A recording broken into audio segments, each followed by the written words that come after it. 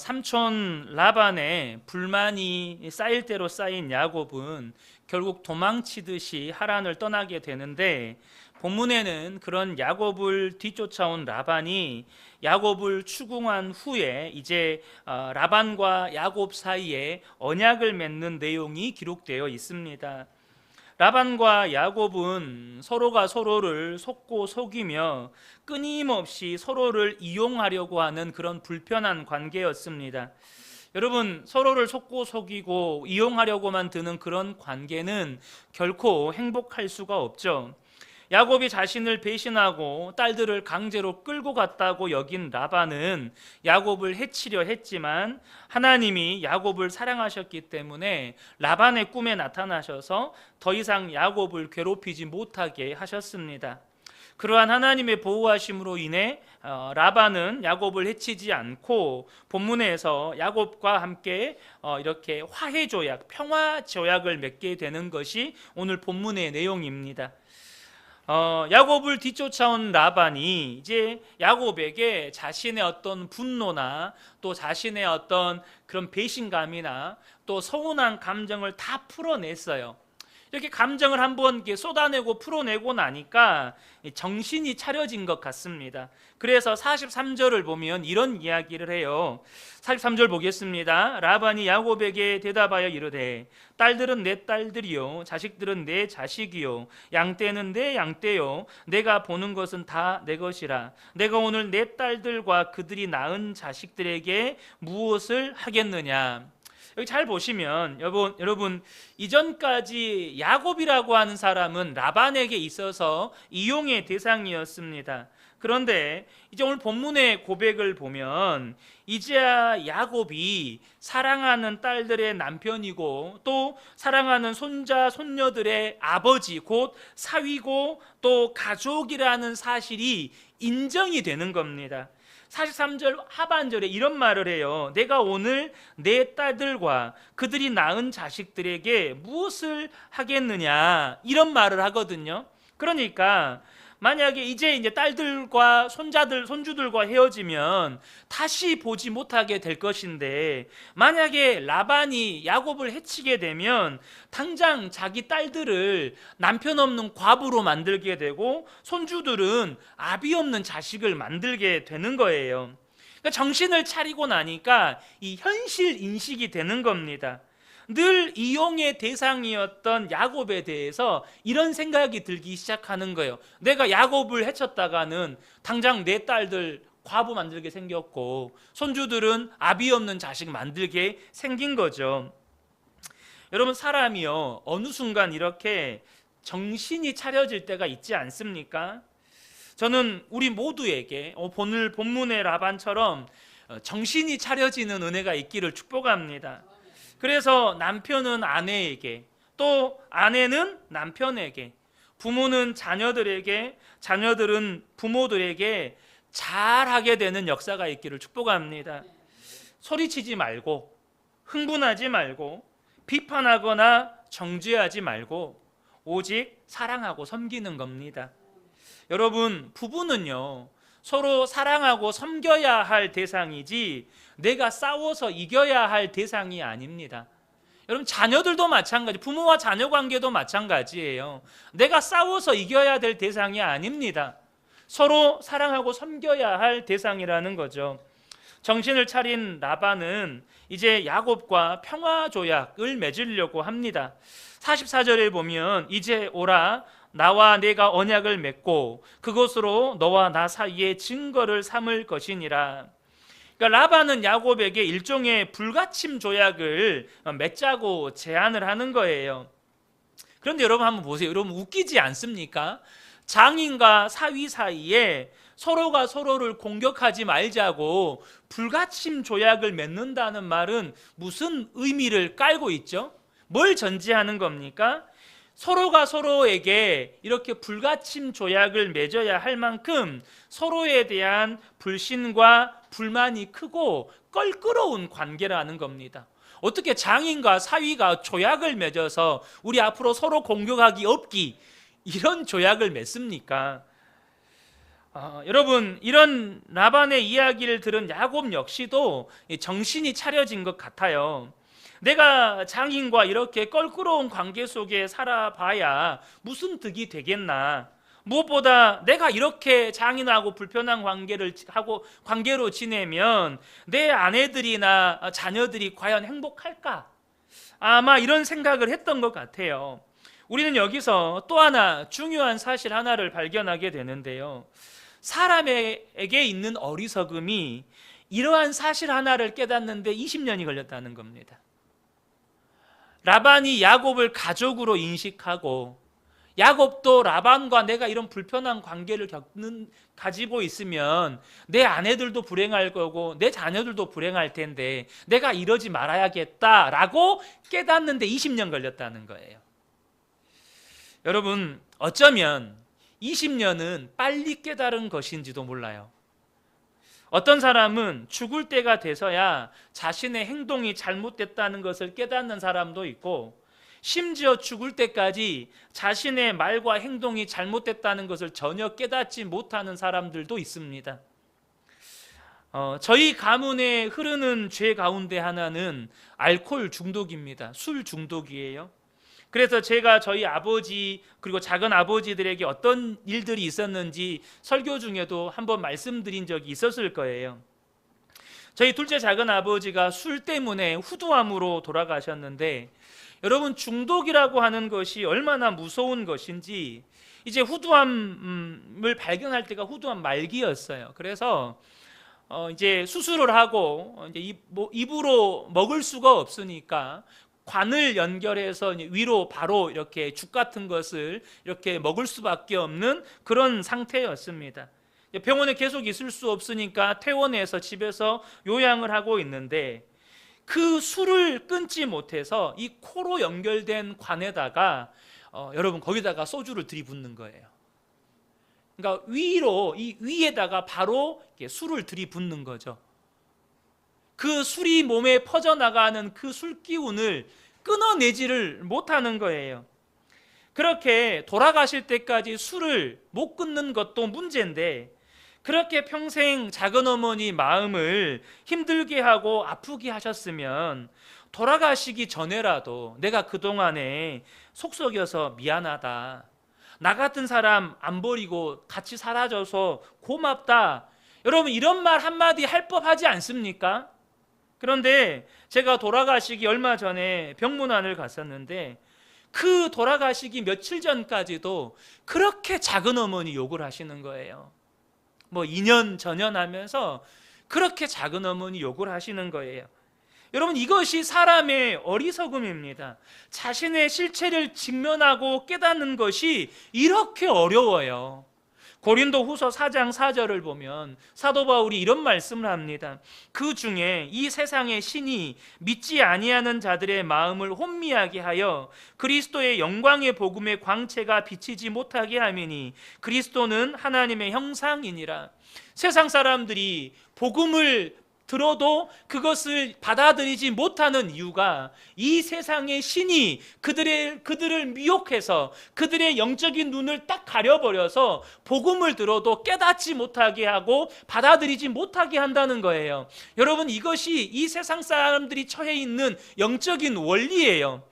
이 세상의 신이 그들의 눈을 가려버리면, 그들을 미혹해버리면 그렇게 자신의 실상을 깨닫지를 못하고 자신의 실상을 보지를 못하는 겁니다. 내가 어떻게 말하고 행동하고 있고, 내가 어떻게 다른 사람들을 힘들게 하고 아프게 하고 있고 고통을 주고 있는지를 전혀 깨닫지를 못한다는 거예요. 20년 만에 깨달았으면 정말 빨리 깨달은 것일 수 있어요. 어떤 사람은 죽을 때가 돼서도 모른다니까요. 여러분, 저는 우리 모든 성도님들이 말씀 앞에서 자신을 직면하고 자신의 실체를 깨닫고 돌이켜야 할 것은 돌이킬 수 있는 그런 은혜를 누리시기를 축복합니다. 말씀 앞에서 자신을 돌아볼 수 있다는 게 얼마나 큰 축복인지 몰라요. 말씀하셨는데도 나는 그런 사람 아니라고, 나는 그런 거 모른다고. 여러분, 이 사람이 어리석은 사람이라는 것입니다. 라반과 야곱은 평화 조약의 증거를 삼기 위해서 돌들을 가져다가 기둥을 세웁니다. 45절 46절을 보면 이에 야곱이 돌을 가져다가 기둥으로 세우고 또 그 형제들에게 돌을 모으라 하니 그들이 돌을 가져다가 무더기를 이루매 무리가 거기 무더기 곁에서 먹고. 그런데 우리가 먼저 좀 살펴볼 것은 야곱이 돌기둥을 세운 건 처음이 아니에요. 그가 형의 분노를 피해서 집을 떠나서 이 불안과 두려움을 안고 하란으로 도망칠 때 베델에서 하나님이 꿈을 통해서 야곱을 만나 주셨고 아브라함과 이삭에게 약속으로 주셨던 복을 야곱에게도 똑같이 약속해 주십니다. 하나님을 만난 야곱은 너무나 감격하고 기뻐서 자기가 베고 자던 돌베개를 기둥으로 세우고 기름을 붓고 하나님을 예배하고 하나님께 소원을 드렸었죠. 그렇게 첫 번째 돌기둥은요, 하나님의 은혜에 감격해서 세운 돌기둥입니다.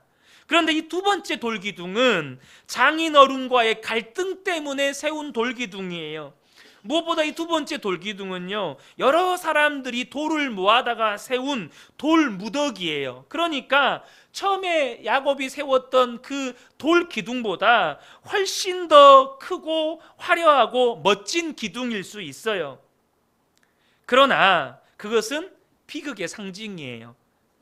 사랑해야 할 장인과 사위가 서로 사랑하지 못하고 서로에 대한 불신과 불만이 쌓일 대로 쌓여서 사위는 도망치듯 떠나야 했고, 그런 사위에 대해서 분노하여서 죽일 듯이 쫓아가던 이 장인 간의 갈등을 해소하기 위해 조약을 맺고 그 증거로 세운 돌기둥이라는 겁니다. 그리고 라반과 야곱은 이 돌기둥에 이름을 짓습니다. 47절을 보면 라반은 그것을 여갈사두다라 불렀고 야곱은 그것을 갈르엣이라고 불렀으니라고 말합니다. 이 여갈사두다는 아람어이고 갈르엣은 히브리어입니다. 근데 의미는 똑같습니다. 바로 증거의 무더기라는 뜻이에요. 단지 아람어와 히브리어의 언어의 차이입니다. 그런데 이 돌무더기는 하나의 명분입니다. 무슨 말이냐? 라반은 야곱과 싸움을 이제 그만 정신 차렸잖아요. 이제 야곱과 그만 싸워야겠다라고 이렇게 생각을 했는데 명분이 없는 거예요. 체면이 있잖아요. 그러니까 뭔가 명분이 하나 있어야 될 것 같아요. 그래서 이렇게 증거의 무더기를 만들어서 자기의 체면도 자존심도 지키면서 명분을 삼는 것입니다. 또한 야곱도 지금 장인한테 인사도 않고 도망치듯이 떠났잖아요. 그러니까 늘 뒤가 찝찝해요. 그런데 이 증거의 무더기를 세워서 내가 장인과 화해하고 정말로 이제는 고향에 멋지게 귀환을 하는 그런 명분을 삼는 것입니다. 이 증거의 돌무더기가 인간적인 갈등을 해결할 수 있는 어떤 계기를 만들어주는 것이죠. 야곱은 고향으로 돌아갈 수 있는 명분, 라반은 야곱에 대한 공격을 멈추고 후퇴할 수 있는 명분을 만들어주는 거예요. 그런데 라반은 자기가 아람어로 여갈사두다라고도 부르면서 또 이름을 붙여요. 48절을 보면 라반의 말에 오늘 이 무더기가 너와 나 사이의 증거가 된다 하였으므로 그 이름을 갈르엣이라 불렀으며, 그러니까 갈르엣이라는 말은요, 무더기를 뜻하는 갈과 증인을 뜻하는 에드라는 단어의 합성어입니다. 그러니까 여갈사두다와 비슷하게 이것은 앞에서는 증거의 무더기였잖아요. 이것은 증인의 무더기, 이런 뜻이 됩니다. 그러니까 라반과 야곱은 필요에 의해서 이 돌무더기를 만들었어요. 이것을 만들므로 인해서 두 사람 사이의 갈등이 해결되는 것입니다. 여러분, 우리가 인생을 살다 보면 어떤 갈등을 해결하고 싶은데 그 자존심 혹은 체면 때문에 혹은 어떤 계기가 없어서 해결하지 못하는 경우가 있어요. 그러다가 어떤 사건이 계기가 되어서 못 이기는 척하면서 서로가 해결하는 경우들이 있죠. 지금 라반과 야곱이 이 돌무더기를 통해서 그렇게 서로가 갈등을 해결해 가는 것입니다. 그런데 또다시 이 돌무더기에다가 이름을 붙여요. 49절을 보면 또 미스바라 하였으니 이는 그의 말에 우리가 서로 떠나 있을 때에 여호와께서 나와 너 사이를 살피시옵소서 함이라. 이 미스바는요, 망대 혹은 망보는 곳이라는 뜻입니다. 그러니까 뒤에 보면 왜 이 미스바라는 이름을 지었냐면 약속을 지키는지 안 지키는지 하나님이 망대에서 지켜보고 계신다, 이런 의미예요, 미스바가. 그런데 이 돌무더기 하나에다가 여갈 사두다, 갈르엣, 미스바, 하여튼 이름을 계속 갖다 붙여요. 돌무더기 하나에다가 이름을 지금 3개나 갖다 붙여요. 무슨 말일까요? 두 사람 사이에 이렇게 신뢰가 없다는 겁니다. 갈등을 해결하고 화해를 하려고 하지만 서로가 서로에 대한 불신이 너무나도 크다는 거예요. 여러분, 서로가 서로를 믿으면 별로 말이 필요가 없어요. 내가 이렇게 할게, 알았어, 끝. 여러분, 그렇지 않습니까? 서로가 서로를 믿으면요, 내가 며칠 날 몇 시까지 어디로 갈게, 알았어, 나도 갈게, 더 이상 말이 필요가 없어요. 근데 평상시 약속 시간을 잘 안 지켜요. 그럼 어떻게 하죠? 야, 내가 1시간 전에 연락한다, 30분 전에 또 연락할게, 전화 도착할 때쯤 되면 어디쯤 왔냐? 이처럼 신뢰가 안 되잖아요. 그러니까 말이 많아요, 말이. 지금 두 사람 사이의 관계를 보여주는 겁니다. 장인과 사위 사이에 이렇게 신뢰가 없다는 것이 얼마나 비극적인 일입니까? 그런데 우리가 사는 인간 사회가 이렇게 신뢰가 없습니다. 물건을 파는 상인과 소비자 사이에, 기업을 경영하는 사장과 직원들 사이에, 국가를 운영하는 정치인들과 국민들 사이에, 학교 교사들과 학생들 사이에, 안타까운 것은 남편과 아내 사이에, 혹은 부모와 자녀들 사이에도 신뢰가 없는 경우가 많습니다.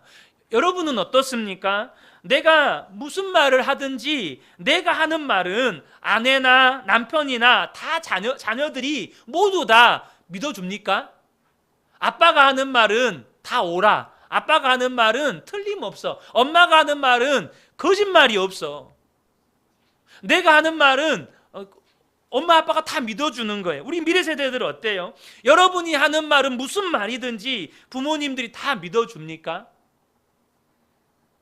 저는 우리 근혜교회 모든 성도님들이 가족들이나 주변 분들에게 신뢰를 주고 신뢰를 받는 분들이 되시기를 축복합니다.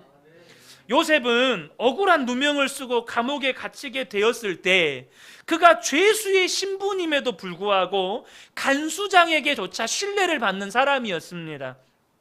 창세기 39장 22절 23절을 보면 간수장이 옥중 죄수를 다 요셉의 손에 맡김으로 그 재반 사물을 요셉이 처리하고 간수장은 그의 손에 맡긴 것을 무엇이든지 살펴보지 아니하였으니 이는 여호와께서 요셉과 함께 하심이라. 여호와께서 그를 범사에 형통하게 하셨더라.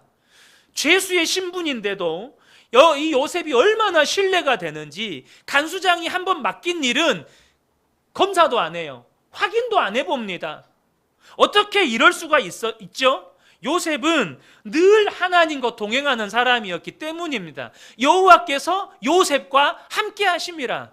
요셉이 늘 하나님과 동행하는 사람이었다는 거예요. 보디발의 아내의 유혹을 받을 때 그가 한 고백을 통해서 요셉이 어떤 삶을 살았는지를 우리는 분명하게 알게 됩니다. 창세기 39장 9절을 보면 이 집에는 나보다 큰 이가 없으며 주인이 아무것도 내게 금지하지 아니하였어도 금한 것은 당신뿐이니 당신은 그의 아내임이라. 그런즉 내가 어찌 이 큰 악을 행하여 하나님께 죄를 지으리이까. 이것이 평상시 요셉의 삶이었습니다. 그는 아무도 없는 곳에서 유혹을 받을 때조차 자신이 지금 하나님 앞에 있다는 사실을 분명하게 의식했고 믿었다는 거예요. 그래서 그는 무슨 일을 하든지 하나님 앞에서 하는 것이었습니다. 무슨 일을 하든지 하나님 앞에서 하는 사람이 어찌 사람을 속일 수 있겠으며 게으름을 피울 수가 있겠어요. 나는 지금 하나님 앞에서 일하고 있다. 나는 지금 하나님 앞에 있다. 여러분, 그 사람은 사람들에게 신뢰를 받을 수밖에 없는 거예요. 저는 우리 모든 성도님들에게 요셉과 같은 축복이 있기를 축복합니다. 무슨 일을 하든지 사람이 나를 신뢰해주고, 무슨 말을 하든지 사람들이 그 말을 믿어주고, 나 혼자 있을 때조차도 내가 하나님 앞에 있다는 것을 분명하게 믿고 생각하고 말하고 행동하는 거예요. 이렇게 라반과 야곱은 평화조약을 맺게 됩니다. 그리고 라반이 드디어 아버지의 모습으로 돌아오게 됩니다. 라반이요, 야곱과 조약을 맺으면서 두 가지 조건을 이야기해요.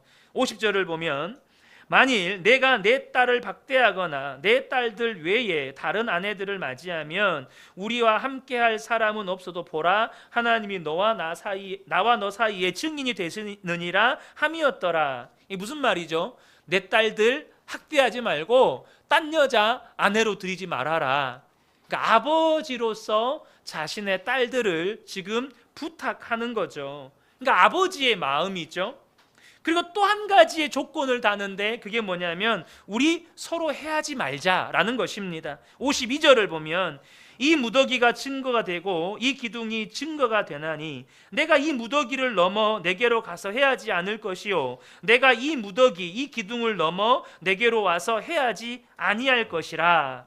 그러니까 이 돌 무더기가 평화 조약의 증거이면서 두 사람 사이의 경계선이 됩니다.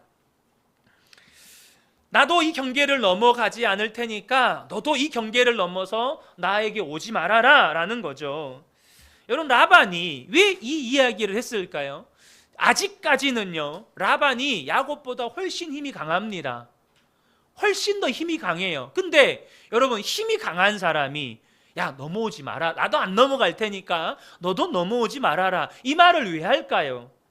여러분, 라반은요, 야곱과 함께 살면서 분명하게 본 것이 있습니다. 그것은 하나님이 야곱 때문에 자신에게 복을 주셨다는 것과 자신이 야곱을 해하기 위해서 품삯을 10번이나 바꿔가면서 야곱에게 손해를 입히려고 했지만 하나님이 복을 주시니까 야곱은 자꾸 재산이 늘어만 가는 거예요. 심지어 야곱에게 분노하면서 쫓아가서 야곱을 해치려고 했는데 꿈에 하나님이 나타나셔서 야곱을 해치지 말라고 하나님이 보호하시는 거예요. 그래서 그는 하나님이 복 주시는 야곱, 하나님이 보호하시는 야곱이 혹시라도 나중에 힘을 길러서 자신에게 보복할 것이 두려운 거예요. 하나님이 함께한 사람이고 하나님이 복 주시는 사람이고 하나님이 지키시는 사람인 것을 라반이 분명하게 보니까, 지금은 비록 나보다 힘이 약해도 이 야곱은 나보다 분명히 강성해질 건데 그때 보복할 것이 두려우니까 나도 안 넘어갈 테니 너도 넘어오지 말아라, 이렇게 조건을 제시하는 것입니다. 우리는 여기서 뭘 봅니까? 라반이 야곱과 평화 조약을 맺으면서도 라반 속에 야곱에 대한 불신과 두려움이 계속해서 삐질삐질 이렇게 표출돼 나오는 거예요. 야곱에 대한 불신, 또 야곱에 대한 두려움이 이렇게 나오는 겁니다. 여러분, 이런 라반을 보면서 여러분은 무슨 생각이 드십니까? 참 인생 피곤하게 산다, 이런 생각 들지 않습니까? 계속해서 야곱을 불신해요. 끊임없이 불신합니다. 조약을 맺으면서 돌기둥을 세우며 돌기둥에다가 이름을 계속 갖다 붙이고 나도 안 넘어갈 테니까 너도 넘어오지 말아라, 끊임없이 경계하고 불신하고 두려워하고 인생 너무 피곤하게 살고 있지 않습니까? 그런데 너무 많은 사람들이 이렇게 인생을 피곤하게 산다는 거예요. 사람들에 대한 불신으로 이 사람이 나를 속이면 어쩌지? 이 사람이 나를 공격하면 어쩌지? 이 사람이 나를 배신하면 어쩌지? 이 사람이 나에게 손해를 입히면 어쩌지? 그러니까 일찌감치 사람과 사람 사이에 거리를 두고 혹여라도 나에게 어떤 손해를 입힐까 긴장하고 그렇게 산다는 거예요. 여러분, 왜 인생들이 이렇게 피곤하게 인생을 살아가는 것입니까? 이유는 한 가지입니다. 하나님을 의지하지 않기 때문입니다. 하나님을 의지하지 않기 때문이에요. 나아가 인생의 수고하고 무거운 짐을 하나님께 맡기지 않고 계속해서 내가 나의 삶을 책임지려고 하기 때문이에요. 저는 지난주에 새벽 예배 말씀을 나누면서 히스기야에 대해서 나눴잖아요. 그 히스기야의 신앙이 저에게 참 도전이 되고 은혜가 되었습니다. 열왕기하 18장 5절에서 7절을 보면 히스기야가 이스라엘의 하나님 여호와를 의지하였는데 그의 전후 유다 왕 여러 왕 중에 그러한 자가 없었으니 곧 그가 여호와께 연합하여 그에게서 떠나지 아니하고 여호와께서 모세에게 명령하신 계명을 지켰더라. 여호와께서 그와 함께 하심에 그가 어디로 가든지 형통하였더라. 여러분, 이 설명이 왜 여기서 나오냐면요, 히스기야는요, 역대 선대 왕들 중에 누구도 손대지 못했던 산당 제사와 놋뱀 숭배의 죄를 제거한 사람입니다. 여러분, 계속해서 산당에서 그들은 바알과 아세라를 섬겨왔어요. 놋뱀을 마치 하나님인 것처럼 놋뱀을 우상처럼 섬겨왔다고요. 산당 제사와 놋뱀 숭배를 제거해야 한다는 건 알겠는데 선대 왕들 중에 누구도 손대지 못했던 걸 손댔다가는 백성들이 막 들고 일어날 것 같아요. 그런데 히스기야가 백성들이 들고 일어나서 해코지 할 것 같은 그 두려움을 이겨내고 그 질기디 질긴 죄를 끊어낼 수 있었던 건 뭐 때문입니까? 방금 우리가 읽었던 열왕기하 18장 5절에서 7절에 그대로 나와 있어요. 히스기야가 하나님을 의지했고 하나님께 연합하여 하나님을 떠나지 않았다는 거예요. 그래서 하나님도 늘 히스기야와 함께 하셨다는 거예요. 그래서 그는 어디로 가든지 형통한 사람이 되었다는 것입니다. 하나님을 의지하니까 백성들이 들고 일어날 것도 겁이 안 나더라는 거예요. 여러분, 우리 인생 피곤하게 살지 맙시다. 무슨 일이든지 예수님 의지하고 예수님과 연합하고 예수님과 동행하며 살아야 한다는 것입니다. 모든 것을 나와 함께 계시는 예수님께 맡기는 거예요. 그 사람이 모든 불신과 두려움에서 벗어나고 형통한 삶을 살게 되는 것입니다. 야곱도 라반의 말에 동의를 합니다. 53절 54절 보겠습니다. 야곱이 그의 아버지 이삭이 경외하는 이를 가리켜 맹세하고 야곱이 또 산에서 제사를 드리고 형제들을 불러 떡을 먹이니 그들이 떡을 먹고 산에서 밤을 지내고. 평화 조약을 맺으니까 라반과 야곱 사이에 불편했던 관계가 조금씩 풀어지고 부드러워지는 것을 본문에서 보게 됩니다.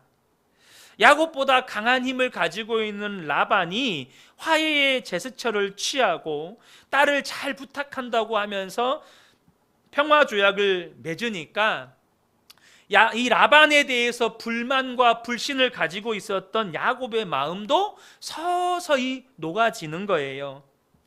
그래서 야곱도 하나님 앞에 맹세를 하고 제사를 드리고 그 형제들에게 떡을 먹이면서 하룻밤을 같이 지내는 것입니다. 그러니까 20년을 이어왔던 그 불편한 관계가 하나씩 녹아지고 풀어지는 것을 오늘 본문에서 보게 됩니다. 본문은 여기에서 우리에게 중요한 도전을 줍니다. 그게 무엇입니까? 바로 불편한 관계 가운데 있는 사람과 화목하라는 것입니다. 로마서 12장 18절을 보면 할 수 있거든 너희로서는 모든 사람과 더불어 화목하라. 여러분, 주님의 명령입니다. 모든 사람과 더불어 화목하라. 우리는 그런 생각을 할 수도 있어요. 그런 사람과도 화해해야 합니까? 그 사람 같지 않은 사람, 그 도무지 자기 잘못은 모르고 남한테 피해만 끼치고 그러면서도 남만 원망하는 그런 사람과도 화해를 해야 합니까? 그런 사람하고는 차라리 안 보고 사는 것이 속 편합니다. 그런데 여러분, 우리가 그런 말을 하고 그런 생각을 갖는 이유는 화해하는 일이 얼마나 중요한지를 모르기 때문입니다. 불편한 관계 가운데 있는 사람과 화목하는 일이 얼마나 중요한지를 안 보고 살면 속 편해요. 여러분, 진짜를 몰라서 그 말을 하는 겁니다. 안 보고 살면 지금 당장은 속편할지 몰라도 하나님 앞에 설 수는 없습니다. 무슨 말입니까? 히브리서 12장 14절을 보면 모든 사람과 더불어 화평함과 거룩함을 따르라. 이것이 없이는 아무도 주를 보지 못하리라. 여러분, 불편한 관계 가운데 있는 사람과 화평하지 않으면 하나님 보지 못한다는 거예요. 주님은 왜 이런 말씀을 하실까요? 여러분, 우리는요, 하나님과 화목하게 된 은혜를 받은 자들이기 때문이에요. 좀 더 이해를 돕기 위해 자세하게 설명을 하면 우리는요, 원래 하나님과 원수된 자들이었습니다. 여러분, 이거 인정하십니까? 우리는 하나님과 원수된 자들이었어요. 다시 말해 우리는 지옥에 던져질 수밖에 없는 자들이었습니다.